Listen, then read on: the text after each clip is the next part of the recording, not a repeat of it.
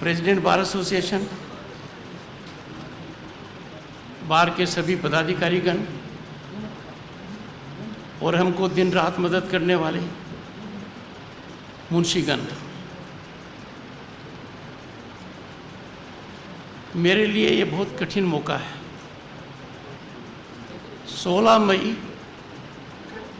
2023 को माननीय नटवर सिंह जी ने 94 साल पूरे किए।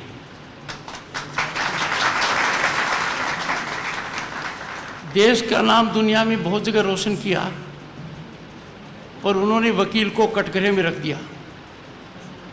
उपराष्ट्रपति की हैसियत से मैं उनका अभिनंदन कर रहा था। उन्होंने कहा, यहाँ तक आने में भरतपुर के वकीलों का जो योगदान है वो कभी मत भूल जाना।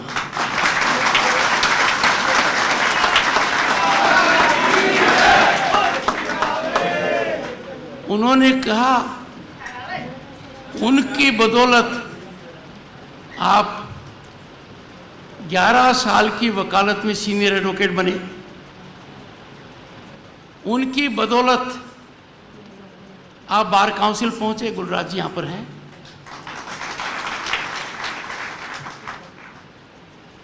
तो आपकी जो यह सफलता की यात्रा है,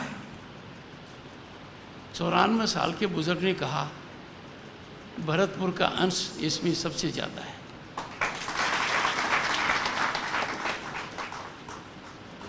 डॉक्टर सुभाष गर्ग, राज्य सरकार के मंत्री, यहाँ से सांसद रंजीता कोहली जी, जगत सिंह जी, और सबसे महत्वपूर्ण मेरे सामने पिता तुल्य हाथ पकड़कर मेरे को आगे बढ़ाने वाले, मेरी नींव को मजबूती देने वाले यहाँ बैठे हैं।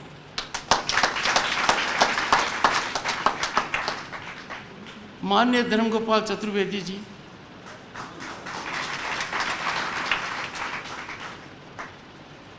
और जो पारिवारिक पीड़ा सबसे गंभीर हो सकती है वो इनकी और हमारी एक है।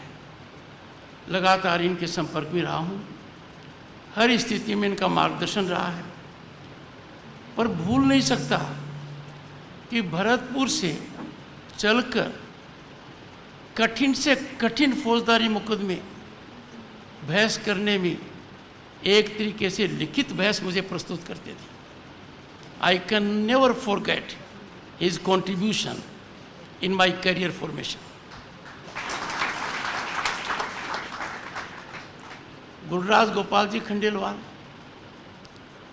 इन्होंने मेरे में एक विकार पैदा किया बार काउंसिल चुनाव लड़ने का, वरना वो नहीं लड़ता।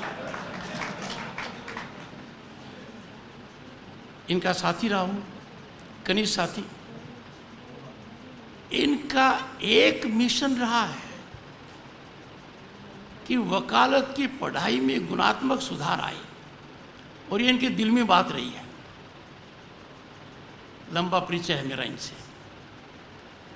राजेंद्र श्रीवास्तव जी, राजेश मित्तल जी, श्रीनाथ शर्मा जी, देवेंद्रनाथ गुप्ता जी, रघुंद्रनाथ शर्मा जी, प्रमोद जी, रामलाल मित्र, रमन जी, हाँ, इन पर उम्र का असर नहीं होता। यह बड़ी जांच का विषय होना चाहिए। गंगा सिंह जी, जिन्होंने मेरी मदद की और जो अब दुनिया में नहीं है, उनके नाम तो मैं पूरे नहीं ले पाऊंगा, पर एनपी शर्मा जी उनमें एक हैं। एनपी शर्मा जी ने मेरी मदद अदर साइड से की। उस समय टक्कर यहाँ होती थी धर्मगोपाल चतुर्वेदी और एनपी शर्मा जी, और वो टक्कर प्रेम की होती थी। न्यायालय में जटिल बहस के पश्चात दोनों में जो संबंध थे वो हम सब के लिए प्रेरणादायी हैं। पर मुझे दो फायदे होते थे। धर्म गोपाल जी भरतपुर में हारते थे तो मैं मुकदमा जीतता था इनकी बदौलत जयपुर में, और एनपी शर्मा जी जब हारते थे तो मुझे पहले से हिदायत दी जाती थी अपने को अपोज करना है।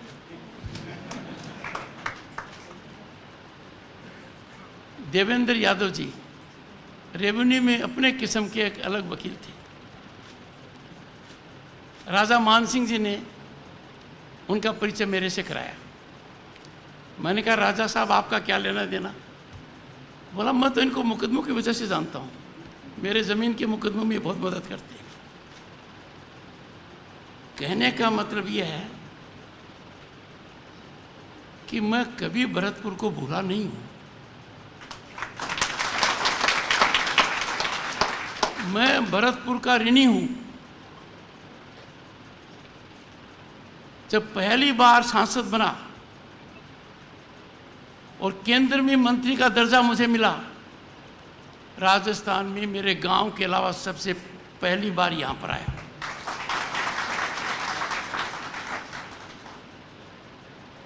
कुलराज जी तब भी यंग लगते थे, आज भी लगते हैं, सिर्फ बाल सफ़ेद हो गए हैं। धर्म गोपाल जी की बॉडी इस प्रकार की ईश्वर ने बनाई है, इसमें ज़्यादा परिवर्तन होता नहीं है।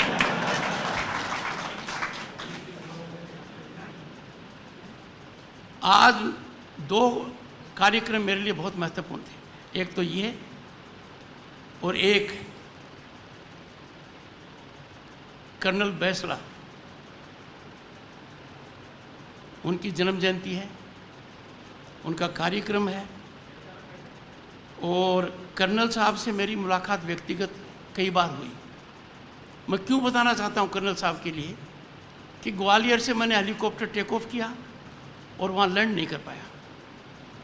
मैंने काफ़ी प्रयास किया, आपके यहाँ भी देरी से इसलिए आया, आगरा होकर, क्योंकि हवाई जहाज़ आगरा लैंड कर जाती है ग्वालियर से वहाँ। कर्नल साहब ने अपने जीवन की शुरुआत सिपाही से की और फिर शॉर्ट सर्विस कमीशन में आए, फिर रेगुलर कमीशन में आए, मेरिट के ऊपर लेफ्टिनेंट कर्नल बने। 30 साल के फौजी जीवन में कर्नल साहब ने 62 की लड़ाई लड़ी, 65 की लड़ाई लड़ी और 71 की लड़ी। उनके 3 सिद्धांत थे और वो लाल पगड़ी पहनकर दिल्ली में मेरे दफ्तर में थकते नहीं थे वो 3 सिद्धांत कहते हुए। सबसे पहले बच्चियों को पढ़ाओ, दूसरा उनकी शादी सही उम्र में करो। मैंने कहा कर्नल साहब आपने तो बाल्यकाल में खुद की शादी कर ली। बोला मैं अनुभव के आधार पर इस बात को कह रहा हूँ। और तीसरी बात जो उन्होंने बहुत ज़बरदस्त कही कि कर्ज मुक्त रहो। इस चीज़ को मैं मेरे राजनीतिक परिदृश्य में जानता हूँ।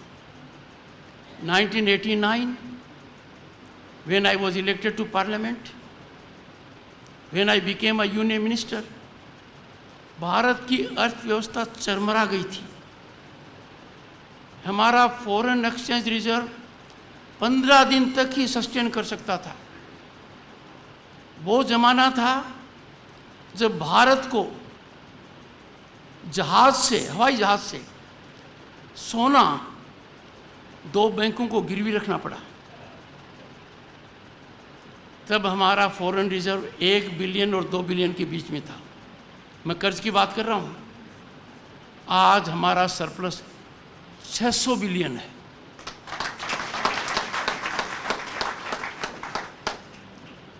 दुनिया के अधिकांश नेताओं से मेरी मुलाकात होती है। 3 बार विदेश यात्रा हुई है, हाल में G20 हुई है। दुनिया के नेता कहते हैं कि भारत में यह करिश्मा कैसे है कि दुनिया का करीब 50% हिस्सा डायरेक्ट ट्रांसफ़र का, सीधा पैसा आपके अकाउंट में आए वो हिंदुस्तान में है। Friends, in 2022, India's direct transactions were more than that of USA, UK, France, Germany multiplied by 4। यह कभी सोचा नहीं था। किसान परिवार से आता हूं। आप लोगों की जो बुजुर्ग बैठे हैं, इनकी मदद से वकालत में एक स्थान प्राप्त किया।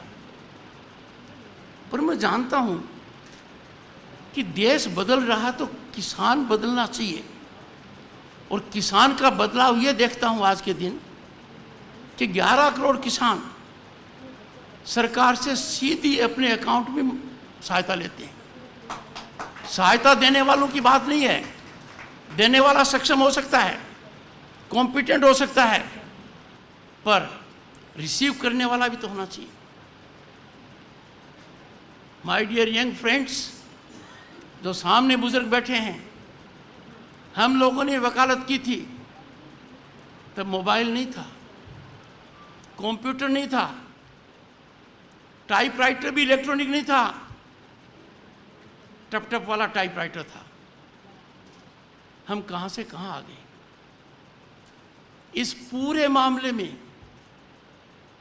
वकील समुदाय की भूमिका मैं सबसे सशक्त मानता हूं। प्रजातंत्र को जिंदा रखने में, समाज में स्टेबिलिटी लाने में, कानून का राज प्रसारित करने में वकील की जो भूमिका है वो समाज के किसी वर्ग की नहीं है। और आज मैं दावे के साथ कह सकता हूं कि हमारे सुप्रीम कोर्ट ने, आप पिछले कुछ महीनों के फैसले देख लीजिए, दुनिया में नाम कमाने वाले फैसले दिए हैं। We have a robust judicial system. ऐसी परिस्थिति में एक चिंता मन में आती है कि जब लोगों को न्याय की तरफ रास्ता करना चाहिए, उनको कोई कानूनी नोटिस मिल गया है, किसी एजेंसी का मिल गया है, तो वो सड़क पर क्यों आते हैं। हमारे वकीलों से ज़्यादा प्रतिभाशाली कोई वकील नहीं है। वकीलों की बदौलत न्यायपालिका निष्पक्ष है। वकील कभी भी न्यायपालिका में कोई विकार बर्दाश्त नहीं करेगा। और जब जब मौका आया है, वकील समुदाय ने संगठित होकर यह दिखा दिया। Then why should you come to street? Why should you show your power on the street? Why don't you take recourse to law? आज के दिन जो बदलाव आ रहा है, 3 नए कानून आ रहे हैं। लंबे समय से मांग थी उनकी, वकील समुदाय से भी थी। यहाँ पर मेरे से काफ़ी अनुभवी लोग हैं। Indian penal code, criminal code, evidence act के कुछ प्रावधान हमें परेशान करते थे। वह अंग्रेजों की विरासत थी। बड़ा कष्ट होता था कि एक प्रावधान को लगाकर गांव का गरीब भोला या कोई मजदूर जेल के सलाखों के पीछे पहुंच जाता था। ये बदलाव की मांग थी। जो कमेटी इस बात को एग्जामिन कर रही है वो राज्यसभा की कमेटी है, जहां मैं सभापति हूं, by virtue of being vice president of the country. मैं आपको कह सकता हूं दावे के साथ, जितना मंथन, जितना चिंतन, जितनी फिल्टरिंग, जितने इनपुट्स इन 3 कानून के निर्माण में हुए हैं, उसका अंदाज़ा लगाना मुश्किल है। फिर भी कमेटी को हिदायत है कि कोई भी कमेटी के समक्ष आकर व्यक्तिशः या लिखित प्रतिवेदन के माध्यम से अपनी बात कहे। और ये कमेटी इसलिए बनाई है कि संसद में ये कानून जब डिबेट आए तो सबका मानस सदन के पटल पर होना चाहिए। ताकि हम, आफ्टर ऑल हम हैं कौन? 1/6 ऑफ ह्यूमैनिटी भारत में रहती है। We are home to 1/6 of humanity. और हमारा करिश्मा क्या है? कौन सा देश है जो हजारों साल की संस्कृति और विरासत के लिए अपनी जान पहचान बनाता है? India is the only country. ये कानून आएगा, इसमें आप लोग भी, मैं आशा करता हूँ, योगदान देंगे। मेरी दृढ़ मान्यता रही है कि ज्यों ऊपर जाते हैं, और ये कोई टिप्पणी किसी वकील पर नहीं है, सबसे ज़्यादा कानून का ज्ञान, कानून का अध्ययन, कानून की एप्लीकेशन, कानून का सेंटिमेंट जिला स्तर पर है, सेशन न्यायालय में है। ऊपर तो पकी पकाई खिचड़ी जाती है और मलाई खाते हैं। और ये मैं अनुभव के आधार पर कहता हूँ। कलकत्ते में जब 3 साल राज्यपाल रहा, मुझे भरतपुर की याद आई, क्योंकि कलकत्ते में वकीलों का कल्चर है कि उनकी फाइल बहुत वेल मेंटेन होती है, और भरतपुर के वकीलों का भी यही है जो मैंने देखा है, फाइल मेंटेन। तो इतना बड़ा बदलाव जब आ रहा है, ये वकीलों के काम को और भी सार्थक करेगा, क्योंकि न्याय दिलाने का माध्यम वकील के अलावा और कोई नहीं है। जिस देश में वकालत का पेशा कुछ भी कमज़ोर पड़ जाएगा, शिथिल हो जाएगा, वहाँ की प्रजातांत्रिक व्यवस्था बहुत ज़्यादा फलेगी फूलेगी नहीं। I therefore call upon my young friends and with folded hands request my seniors, जब इतना बड़ा बदलाव देश में आ रहा है, आपके मन में जो भी विचार हैं वो सामने आने चाहिए। मलीमत कमेटी आई, क्रिमिनल ज्यूरिस्प्रूडेंस के ऊपर विचार व्यक्त किए। मैं पहला व्यक्ति था उस कमेटी को कहने वाला कि क्या आपने जिला स्तर के वकीलों से बात की? नहीं। क्या आपने पुलिस अधिकारियों से बात की जो अनुसंधान करते हैं? कहा नहीं। क्या आपने जेलर से बात की, उस ड्राइवर से बात की जो जेल से कोर्ट तक लाता है और वापस ले जाता है? आपने बात की सीनियर एडवोकेट से, पुलिस के वरिष्ठतम अधिकारियों से, डीजीपी जेल से? उनको दर्द का पता नहीं है। इसलिए यदि अगर मेरे से आपको कोई जानकारी चाहिए, आपके अध्यक्ष जी के माध्यम से, I will make available all the bills to you. आप यहाँ चिंतन मंथन कर कर कुछ भी सुझाव देंगे, उनका असर आगे तक पड़ेगा। दूसरा, 3 टाइप के सांसद होते हैं। एक रंजीता कोली जी,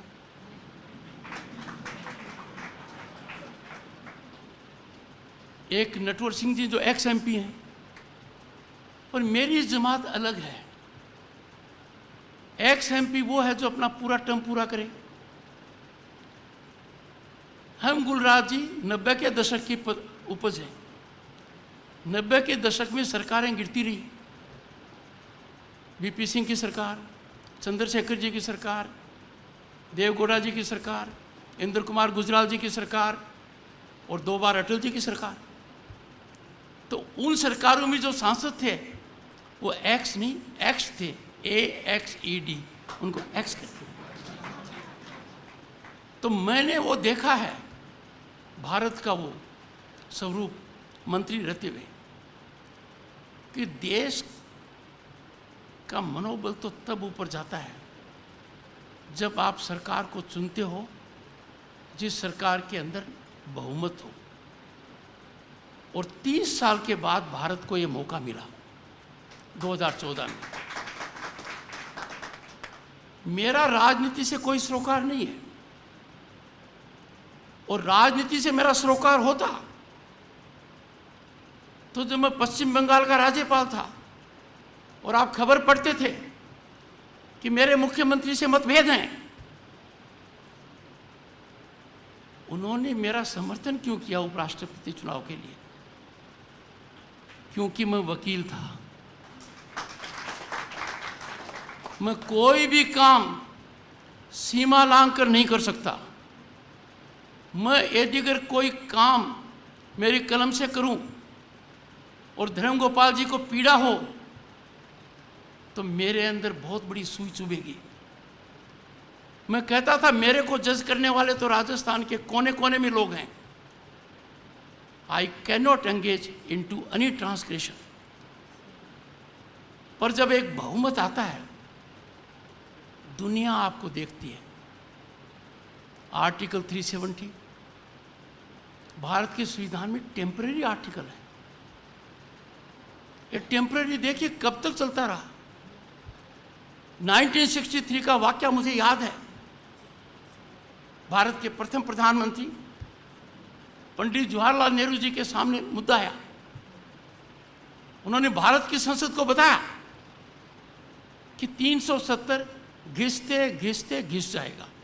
ये उनके सेंटेंस हैं। 63 के बाद 370 ने भारत को घिस दिया और घिसता ही चला गया। बहुमत आया। 370 is not on the constitution of India.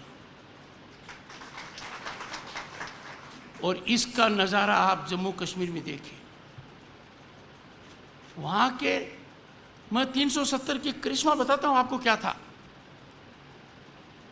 Gulraj जी, आप 370 की बदौलत जम्मू कश्मीर में एमपी का चुनाव लड़ सकते थे। भाग्य साथ देता तो प्रधानमंत्री बनते, पर आप वहाँ पंचायत में वोट नहीं दे सकते, आप वहाँ एमएलए का वोट नहीं दे सकते, आप प्रॉपर्टी नहीं खरीद सकते। आपके सबके सब मौलिक अधिकार वहाँ उन पर कुठाराघात था। अब बदलाव आया। लोगों ने कहा क्या हो जाएगा, हो क्या जाएगा। मैं जाकर आया हूँ, अमन है, शांति है, चैन है। कितने लाखों की संख्या में वहाँ पर्यटक जा रहे हैं। अब अपना महान भारत जब आज दुनिया को दबंग रूप से अपना रूप दिखा रहा है, कुछ लोगों का हाजमा इसमें गड़बड़ हो जाता है। अपने को हाजमा बदलने की आवश्यकता है। कौन राजनीति कैसे करता है ये उसका सरोकार है। कौन राजनीति में क्या मत रखता है ये उसका विवेक है। पर जहां देश का हित है, गवर्नेंस का मामला है, उसमें आप और हम स्टेक होल्डर हैं। हमें निर्णय करना है कि देश किधर जाएगा। उसके अंदर हम गिरावट नहीं कर सकते। क्या कभी न्यायालय के अंदर कोई वकील न्यायाधीश के ऊपर टिप्पणी करेगा? क्या न्यायालय में उद्दंडता करेगा? कितनी बड़ी व्यवस्था है। और गलती से कोई वकील करता भी है तो एक के मुकाबले 100 वकील उसको काउंसिल करते हैं। This is not done, don't do it. अब मैं तो अपर हाउस में सभापति हूं, चेयरमैन। आपकी क्या उम्मीद है that there will be dialogue, debate, discussion, deliberation? हो क्या रहा है? Disruption, disturbance. मैंने सभी को कहा कि संविधान सभा में विद्वान लोग थे, राष्ट्रहित उनके दिल में था। 3 साल तक कॉन्स्टिट्यूएंट असेंबली में खून पसीना बहाकर भारी मतभेदों के बीच अलग अलग विचार रखने के बावजूद वो एक मत हुए। पर कभी उन्होंने डिस्टर्बेंस नहीं किया, डिस्ट्रप्शन नहीं किया, प्लेकार्ड नहीं किया, नारे नहीं लगाए। मैं ये कहता हूं और आपको विशेष रूप से कहूंगा, आप please don't disregard other point of view. आप दूसरे मत को, जो मत आपके मत से अलग है, उसको सुनने से इनकार कैसे कर सकते हो? आप उसमें सहमति मत जताओ, आप सहमत मत हो, आप अपने विवेक पर टिके रहो, but to say I will not listen to the other point of view, वो डेमोक्रेसी नहीं है। We have to change this culture.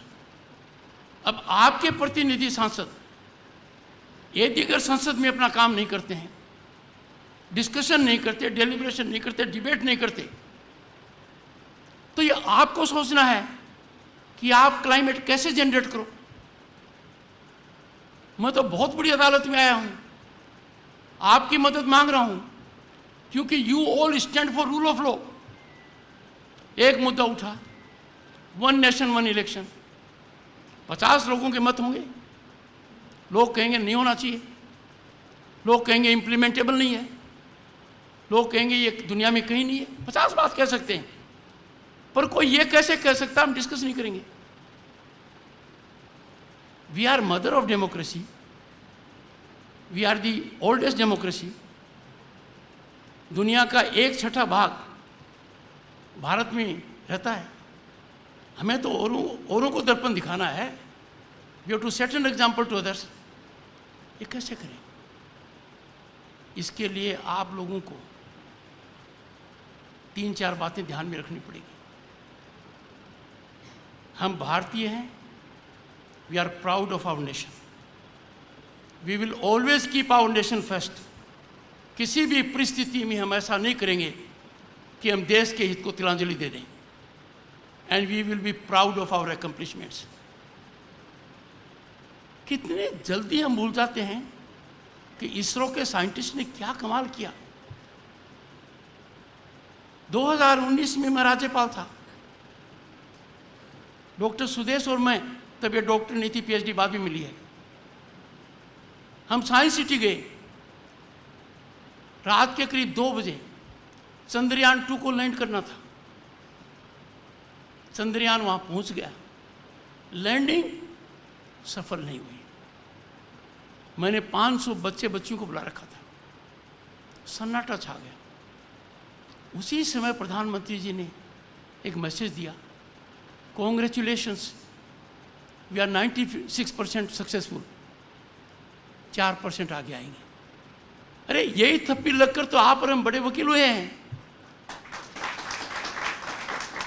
कभी मुकदमा हार जाते हैं तो हमारे सीनियर कहते हैं don't bother, next time, and there is right to appeal. That encouragement has to be there. और वो दिन अपने 23 अगस्त को देखा, चंद्रयान 3 लैंड किया। आज के दिन पूछेंगे चांद पर तिरंगा कहाँ है, तो आप बताओगे जहां चंद्रयान 2 लैंड किया था। शिव शक्ति पॉइंट कहाँ है, जहां चंद्रयान 3 लैंड किया था। अब हमारे साइंटिस्ट ने इतना गजब का काम किया, और हमारा मीडिया के अंदर देखिए क्या हाल है। एक छोटी सी घटना कई दिन तक मीडिया के अंदर छाई रहेगी, और इतनी बड़ी ऐतिहासिक जीत, इतना बड़ा अचीवमेंट हम भूल जाते हैं। हमें याद रखने की आवश्यकता है। समय बहुत हो गया है, बहुत ज़्यादा नहीं कहूँगा, पर हर वक्त की तरह I would leave Bharatpur energized, immortized, full of sentiments। बस इन 2 यात्राओं में फर्क रहा है कि अब भरतपुर का मेरे को सांस्कृतिक लाभ मिल रहा है, आशीर्वाद मिल रहा है, मुझे प्रोत्साहन मिल रहा है, पर मेरी आर्थिक बढ़ोतरी में अब मेरी वजह से कमी आ गई है, क्योंकि मैं वकील नहीं रहा, वरना उसमें भी योगदान आता है। So my young friends, my very respected seniors, और आपको मदद करने वाले सभी पारा लीगल के स्टाफ, टाइपिस्ट हों, मुंशी हों, कोर्ट कर्मचारी हों, मैं सबका अभिनंदन करता हूँ और ये मानकर चलता हूँ कि आप देश के हित को बढ़ाने में कोई कसर बाकी नहीं रखेंगे और स्वस्थ प्रजातांत्रिक व्यवस्था लगातार अपने देश में पनपे, इसकी ओर अग्रसर होंगे। बहुत बहुत धन्यवाद। Thank you.